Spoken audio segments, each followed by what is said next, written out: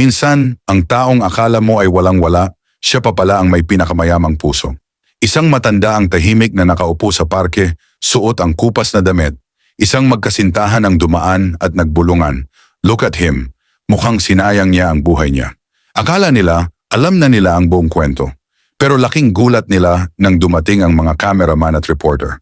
Ang matandang hinusgahan nila, siya pala si Mr. Williams, ang bilyonaryong philanthropist na nagpapatayo ng mga ospital at eskwelahan para sa may hirap. Pinili niyang mamuhay ng simple dahil ang tunay na yaman daw ay nasa pagtulong, wala sa mamahaling gamit. Kaibigan, huwag tayong mabulag sa nakikita ng mata. Ang pinakamagagandang kwento ay madalas nakasulat sa mga lumang pahina.